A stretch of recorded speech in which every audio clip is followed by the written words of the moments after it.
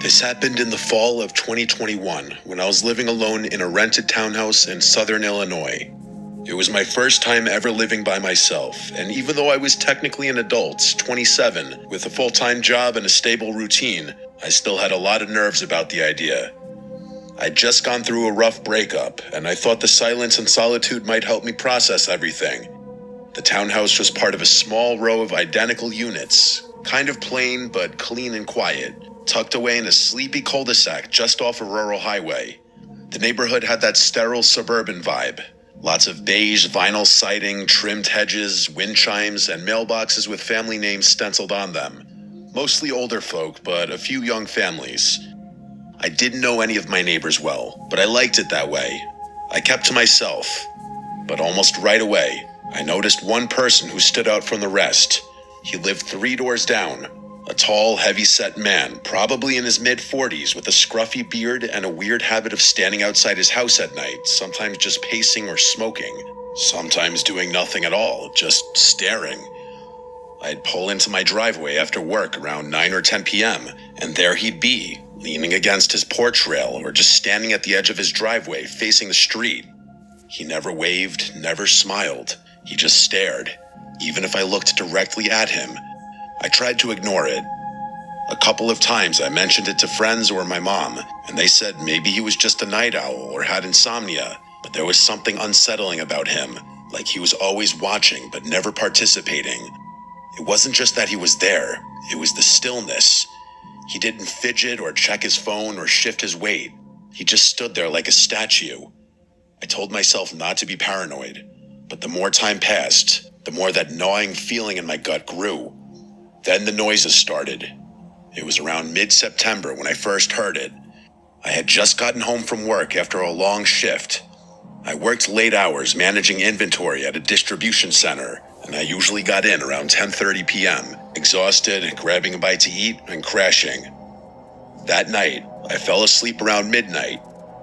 At exactly 2:37 a.m., I woke up to a sound I can only describe as metal scraping against wood. At first, I thought I had dreamed it, but then I heard it again. A long, slow creaking noise, like an old gate opening. My bedroom was on the first floor, at the back of the unit, and I had a sliding glass door with vertical blinds that led to a small, fenced-in backyard. I sat up in bed, heart racing, and listened. There was a pause. Then I heard footsteps, soft, crunching sounds, like someone walking slowly across gravel. My entire backyard was lined with decorative rock instead of grass, so you could hear every footstep clearly. These weren't animal sounds. I grabbed my phone and crept out of bed. I didn't have a weapon, just a dull kitchen knife I kept in my nightstand, just in case, which at the time felt kind of ridiculous. I crouched by the edge of the window and peeked through the blinds. I couldn't see anything. The motion light wasn't on, which meant either they were out of range or had come in a different way. I dialed 911. The dispatcher was calm, asked for my address, and told me officers were en route. I stayed crouched in the dark, barely breathing. About 10 minutes later, red and blue lights flickered through my front window. I got up, opened the door, and met the 2 officers outside. I explained everything, what I heard, what time it started. One of them walked around the back while the other stayed with me and asked a few questions. The officer in the yard came back and said the gate was closed and there were no signs of tampering, but said he'd write up a report just in case. They didn't see anyone. No footprints or damage. Basically no crime. One of them actually said, probably just a raccoon, and gave me a look that clearly said, "You're wasting our time." I didn't argue. They left after about 10 minutes. I didn't sleep the rest of that night. The next morning, I went outside to check the backyard myself. That's when I noticed something strange. There was a flat stone about the size of a paperback book, wedged under the bottom edge of the wooden fence gate. I hadn't noticed it before. The gate had a heavy spring that made it swing closed automatically, but the stone looked like it had been placed there specifically to stop it from closing all the way. It was subtle, like something someone would do if they wanted to come back later and slip in without making noise. I picked up the rock and tossed it across the yard. I called the police again and told them what I'd found. They told me they'd noted it in the report, but again said there wasn't much they could do. I asked if they could talk to any of the neighbors or check for cameras. They said no, unless a crime was committed, they couldn't investigate. I felt like I was losing my mind. 2 nights later, it escalated. At exactly 2:14 a.m., I woke up again, this time to the sound of my back door handle turning. The handle rattled gently at first, like someone testing it, then a harder jiggle, like someone trying to open it. I sat up in bed, heart hammering. I couldn't see anything through the blinds, but I could feel someone standing on the other side. My mouth went dry. I picked up my phone with shaking hands and called the police again. While I waited, I crouched in the hallway out of view. I didn't have a gun or dog, just that stupid kitchen knife. My motion light clicked on, and through a tiny gap in the blinds, I saw a shadow move across the window. It was a man. He didn't run or try to hide. He just stood there. The same 2 officers showed up again.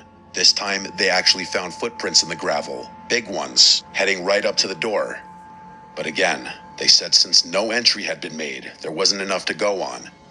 They promised to patrol the area more often and told me to keep my doors locked. The next day, I installed a camera. It was one of those mid-range Wi-Fi security cams. I set one up above the back door and another above the front porch. That night, I didn't go to bed. I sat in the living room with the lights off, watching the live feed on my phone. 2:14 a.m. came and went. Nothing happened. Then, at 2:23, the back camera triggered. A man stepped into frame. He walked in through the gate like he knew exactly how to move to avoid the motion sensor until the last second.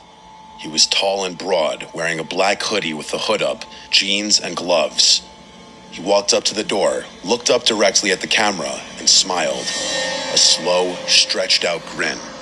Then he backed up, still staring, and disappeared into the dark. I called the police again, and they came back, watched the clip, and admitted that yes, it was unsettling. But since he didn't break in, didn't damage property, and didn't appear to be armed, there was still allegedly nothing they could do. They wouldn't even ask the guy down the street to check his doorbell cam. I begged them. They said their hands were tied. That night, I packed a bag and slept at a hotel. When I came back the next day, I found 4 muddy handprints on the glass door. 2 high up and 2 low, like someone had crouched down and just rested their hands there for a while, staring in. I moved out a week later. I broke my lease and forfeited my deposit. I didn't care. I couldn't stay there another night. The final straw was the note I found wedged in my mailbox the day I left. It was handwritten in small cramped letters on lined notebook paper.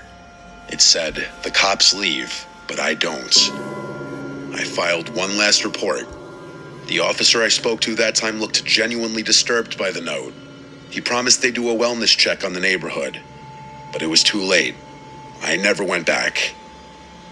About a month later, I got a message on Facebook from a girl named Kayla. She said she was the new tenant who had moved into the unit after me. Her message said, "Hi, sorry to bother you. I think you used to live here. Did you ever have someone in a black hoodie hanging around the backyard? I keep hearing footsteps at night, and last night, someone knocked on the glass door around 2 a.m. and just stood there." I didn't reply. I didn't want to know what happened next.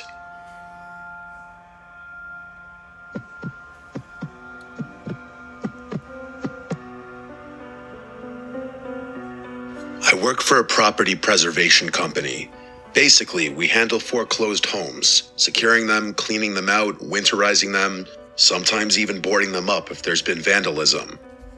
It's not glamorous work, but it pays well, and for the most part, it's quiet. You spend a lot of time alone in houses that used to belong to people who are long gone. Sometimes it's sad, sometimes it's just boring, but every once in a while, you get a house that feels unsettling. This happened in 2020 when I was assigned to clear out a property in a rural part of upstate New York. It was one of those dying places, only one gas station, half the businesses shuttered, roads cracked and overgrown. The house itself was a small, one-story place off a dirt road, surrounded by overgrown brush and woods on 3 sides. No other homes nearby, just trees and silence. According to the file, the house had been foreclosed after the owner, an elderly woman, passed away, and no heirs had stepped forward to claim the estate. The utilities had been shut off for over a year. Our job was to catalog any remaining property, empty it out, and secure it for winter.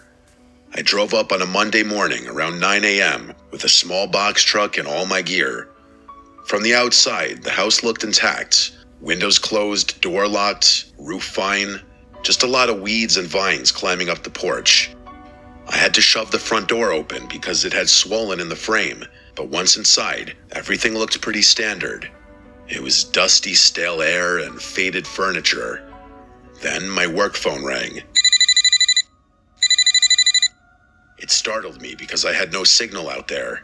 I'd already checked and noticed I had no bars, but the phone buzzed anyway. There was no number on the caller ID. It just said unknown caller.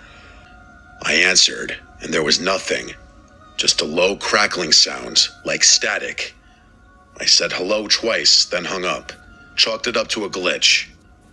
I got to work. I always start with photos, documenting every room, every item. The living room was cluttered with old furniture, lace curtains, some framed paintings. It reminded me of my grandma's house. Heavy furniture, doilies, porcelain figures. The hallway had a smell. Not rot, more like mildew and dust, and something faintly metallic. There were 3 bedrooms. One had been stripped bare except for a sagging mattress on the floor. Another was clearly a sewing room, with thread spools everywhere and a dusty machine on the desk. I took a closer look, and there was a corkboard filled with old newspaper clippings. They were mostly obituaries. Dozens of them, all clipped out with scissors and pinned carefully to the board. No names I recognized, all local. I moved on. In the master bedroom, there was a rotary phone on the nightstand. I remember stopping and staring at it for a second because I hadn't seen one in years. It was off-white, yellowed with age, with a long coiled cord. The kind of phone that would never ring again because the line had been cut long ago. I moved on to the bathroom. That's when my phone rang again. It said unknown caller again. This time I hesitated. I picked it up, stepped out into the hallway, and answered. Again, nothing. But this time, after about 5 seconds, I heard a whisper. Very soft, so quiet I could barely make it out. It said, "Don't answer the phone in the bedroom." Then the line went dead. I stood there, frozen, heart pounding. The house was dead silent. I checked the windows, all closed. Nobody was outside, and there was no sign of forced entry. My first thought was that someone had pranked me. It's what anyone would think. Maybe one of the other crew guys was messing with me, but no one else knew I was there that early. And again, I had no signal. I checked my phone. 1 bar, then nothing. Like it flickered in and out of existence. I tried calling my supervisor, but the call failed. I decided to finish the job quickly. I started boxing up loose items in the living room. Books, figurines, dusty glassware. But the whole time, I felt off, like I was being watched. I kept glancing toward the hallway, half expecting to see someone standing down there. Then the phone rang a 3rd time. But not my phone. The rotary phone in the bedroom. I heard it from across the house. A shrill, mechanical ring that echoed through the rooms. That phone should have been dead. The line was disconnected. No dial tone and no service. But yet it rang, like an old-fashioned bell. I walked slowly down the hallway toward the bedroom, phone still in my hand. It rang again and again. I stepped into the doorway. The phone sat on the nightstand, the receiver trembling slightly with each ring. There was no chance I was picking up that phone. The rings eventually stopped. I backed out of the room. I wanted to leave, but part of my job was securing the property, and I still had to check the basement. I almost said screw it, but something made me keep going. Maybe it was pride. Maybe I just didn't want to admit how scared I was. The basement door was in the kitchen. I opened it slowly. The stairs creaked as I stepped down, flashlight in hand. I smelled mold and something like rust. There were shelves along the wall, filled with old paint cans and some broken furniture. In the back corner, there was a small table. On it, a cordless phone, a newer model. It was gray plastic and covered in dust, and next to it, a stack of yellowed notebooks. I picked one up and flipped through it. Each page had a name and a date and a short sentence. Lena H., July 3rd, 2019. Rang once, didn't answer. Carl M., September 12th, 2019. Picked up, warned him. It was more like this, dozens of entries. I dropped the notebook, and my heart felt like it completely dropped out of my body as I looked around the basement, fearing I wasn't alone down there and that someone was watching me from any corner in the darkness. I rushed back up the stairs, looking behind me the whole time, heart in my throat. I didn't finish the job. I drove straight back to the office and turned in my report. I didn't tell them everything. I just said the property was unsafe and possibly had squatters or interference. They reassigned the job to another crew. 2 days later, I got a text from one of the other guys, Mark. He'd gone out there that morning to finish the job. I hadn't told him specifically what happened. His message said, "The phone in the bedroom with no service rang while I was in there. What the hell?" I called his work cell phone immediately, and he told me he didn't answer the phone in the house because he was too freaked out. The next day, Mark apparently quit without notice and never returned to work. He's not dead or anything. I admittedly looked him up on Facebook eventually, and he posted stuff since then, but I never spoke to him again. I don't know what else he saw in the house, but it must have been something bad enough for him to want to distance himself from this job. My boss did call the police to report the potential squatters after Mark quit, but they found nobody inside of the house. Everything about that house, from its location to its eerie, dilapidated interior, to the phone calls to my cell phone, and that voice on that line, and that damn house phone ringing. It's like I found myself in a legitimate horror movie. I swear it had to be one of two things: an elaborate sick prank or an equally elaborate trap.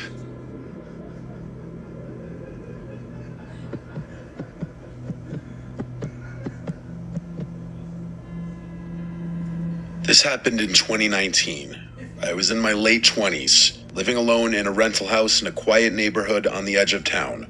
It wasn't a fancy place, just an older one-story house with creaky floors, thin walls, and a small backyard.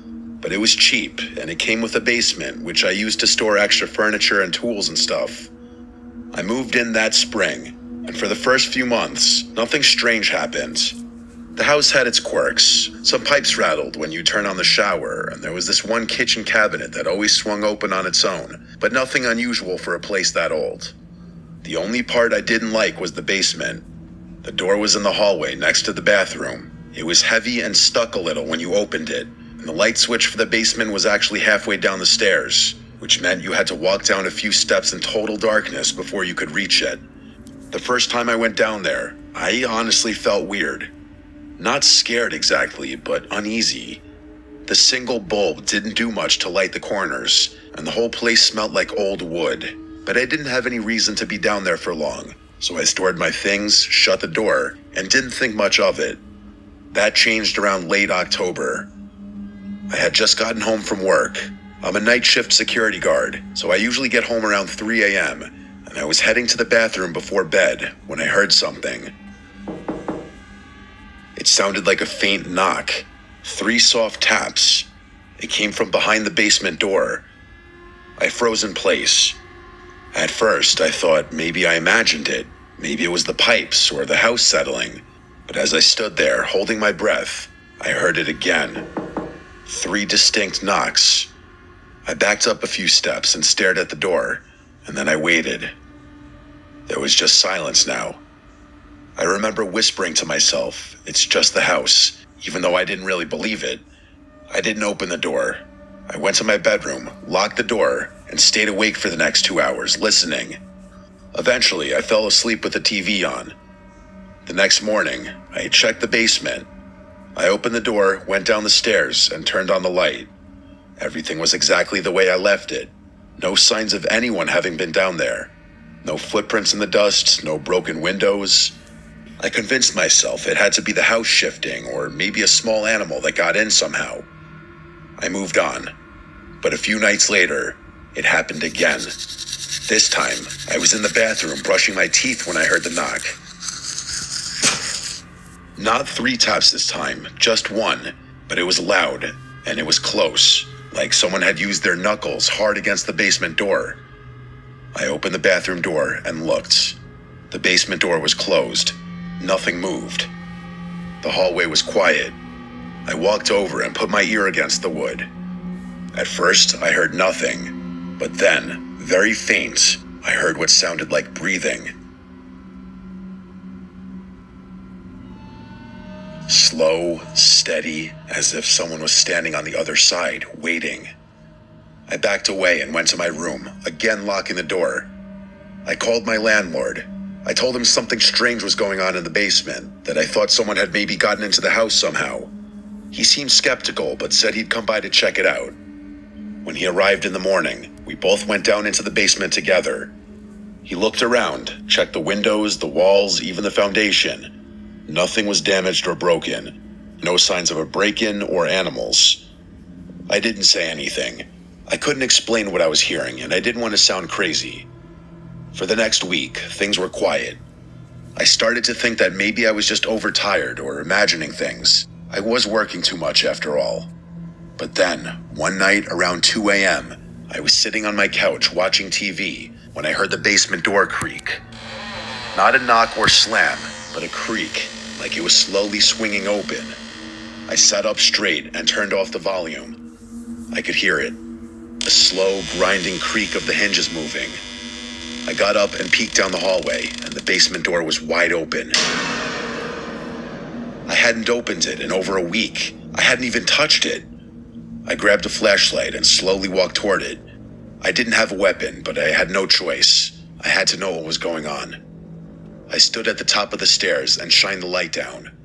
The basement was pitch black. The bulb wasn't on. I reached around the corner and flicked the switch. Nothing. It was dead. The bulb must have burned out. That's when I heard footsteps coming up the stairs. They weren't rushing, they were slow, but they were 100% footsteps. I backed away. My hands were shaking. I slammed the door shut and held the handle tight. For a moment, I felt the pressure of something on the other side, like it was leaning against the door. Then it stopped. I locked the door and called the police. I told them someone was in my basement. They showed up about 10 minutes later, and 2 officers cleared the house and went down into the basement. I stood in the front yard, waiting, and after what felt like forever, they came back up. They said they didn't find anyone. No signs of forced entry or anyone hiding. Nothing was even disturbed. One of them even tried to laugh it off, asking if I'd been watching scary movies. I knew what I heard. After they left, I didn't go back inside right away. I just stood there, staring at that house. Finally, I went back in, locked every door and window, and stayed up until the sun came up. That morning, I bought a padlock and installed it on the basement door. I didn't care if it was allowed or not. I needed it. For the next month, the basement stayed quiet. No sounds or knocks or anything. I almost let myself relax. Then one night, I got home from work and noticed the basement door was open. Not just unlocked, the padlock was lying on the floor, broken. The door itself was slightly ajar. I hadn't touched that door in weeks. I stood there staring at it, and for the first time, I realized something. Every time this had happened, every noise and every knock, it had always happened at night when I was alone. I did not go down. I couldn't. I packed a bag, left the house, and stayed at a friend's place for a few days. When I came back, I literally nailed the basement door shut. I even wedged a chair against the door. I didn't care if the landlord got mad. I just couldn't look at that door anymore. A few nights later, around 3 a.m., I was laying in bed when I heard a sound that I still can't explain. It was a voice. It wasn't loud. It wasn't even someone speaking, like the barely audible sound of a rumble of someone's vocal cords. It came from somewhere beneath the floorboards, directly under my bed. That was it. I called the police again. They showed up, did their search, and nothing turned up again. So I packed everything, minus the stuff in the basement, and I left. I didn't even wait for the lease to end. I don't know what was in that basement. I don't want to know. All I can say is that sometimes when I lie awake at night in my new apartment, I think about all this, and I wonder if I'd waited just a little longer, what would have come up those steps?